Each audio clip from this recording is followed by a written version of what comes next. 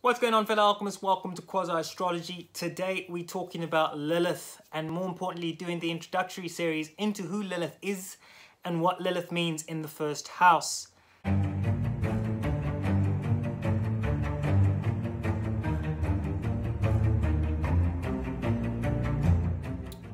So for those of you who don't know, I'm going to try and give a little backdrop on who Lilith is and the history behind her. But for that we have to go way back. Way back. We're not talking about prehistoric ages here. And for my Theosophists or people who do follow Theosophy, we're talking before the Hyperborean age here.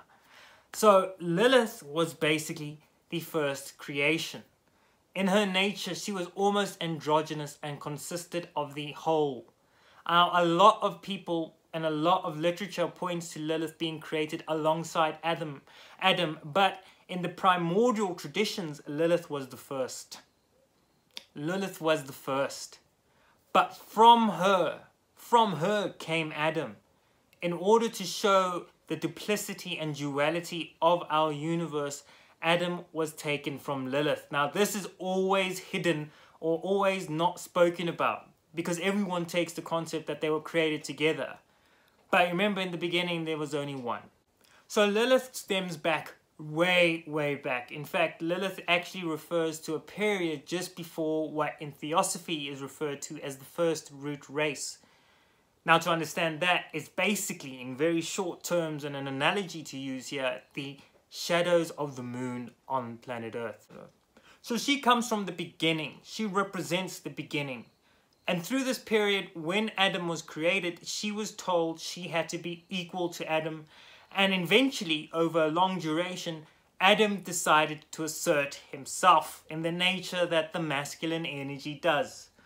Now, Lilith didn't like this at all. She didn't like it. She came first. She was the first one here. Why should Lilith submit to Adam? That was the question, and that was how she resolutely made her stand. She wanted to be the dominant energy. She wanted to be the one who was dominant, the one who was, the one who came before, the one who will always be. And so through that process of finding that she couldn't be like this and was continuously denied, she decided instead of breaking down and weeping about it, she was going to leave. And she left. Some say she's still in our solar system and some say she left our solar system depending on who you talk to. Now I know this isn't the conventional explanation of who Lilith was because a lot of the time people will make Lilith and a comparison to Lilith as the goddess Inanna of Akkadian antiquity or the goddess Ishtar of Babylonian antiquity.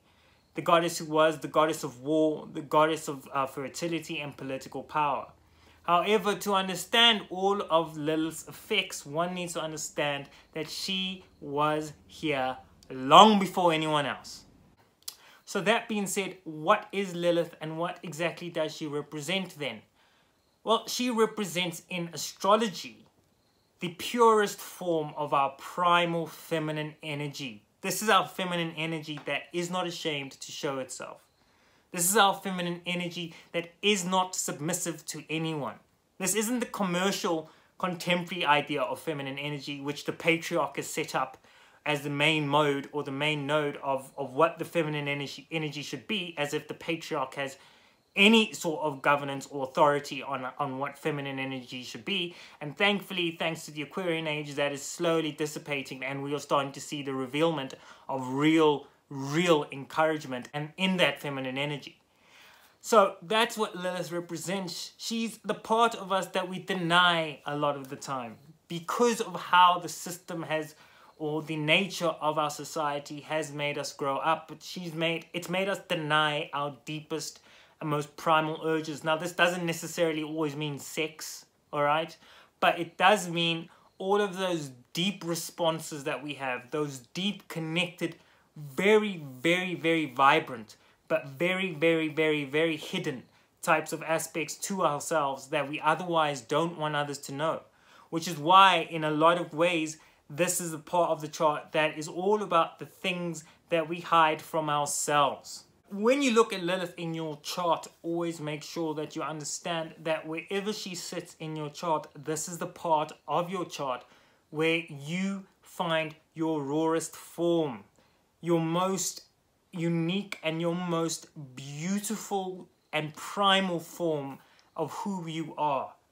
Remember, the sun is about your ego and your spiritual self, but Lilith represents your primal self, but not primal in the degenerate, almost troglodyte manner or the caveman sort of manner that we talk about as primal, but more the true display of your primordial energy, your primordial presence in this universe. So just keep that in mind, that Lilith represents more than just being the dark black moon of the feminine energy, but a very, very high octave of that feminine energy, which can be part of a lower octave depending on how you express it and how close you are to working with this energy. Because this energy is also about transformation. It's also about recognition. It's also about working with the things that you deny the most, which are very much a part of you and very prevalent in your life, whether you like it or not. So when Lilith goes into the first house, Lilith doesn't hide in the first house. She doesn't hide anything in the first house. She is in her rawest form. She is all there. She is all present. So a lot of people who exhibit or have Lilith conjuncting conjuncting their ascendant or sitting in their first house, but in particular conjuncting their ascendant, these are the people who, in many cases, you are completely enamored by, but also terrified by. So because of that, you could face rejection. As somebody with Lilith in the first house or Lilith conjuncting their ascendant, you could face rejection a lot, or at least themes dealing with rejection, because you are a mirror to all of us. You represent the primal energy that we wish to hide from ourselves.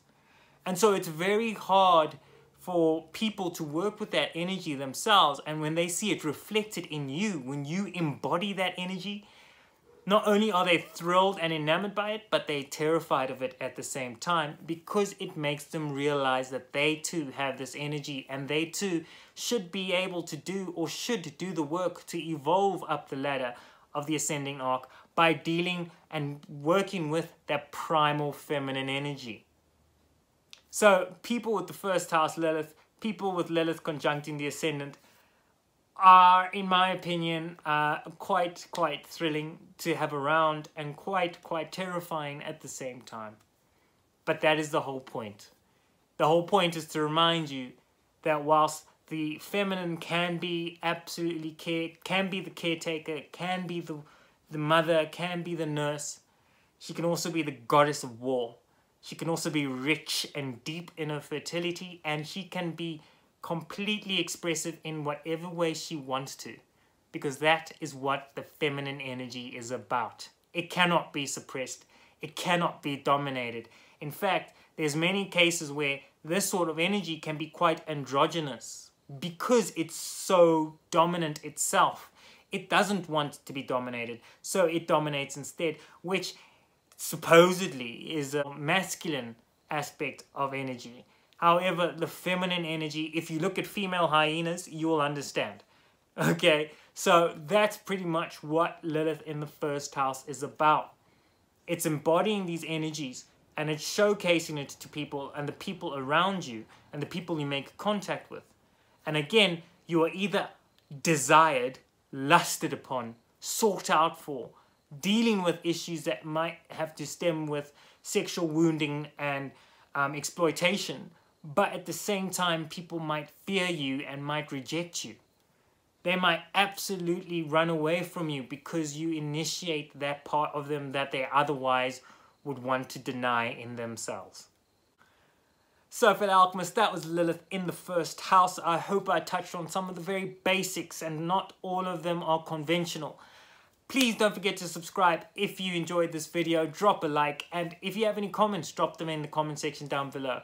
I'll see you next time when I do Lilith in the second house. Until then, take good care of yourself. Goodbye.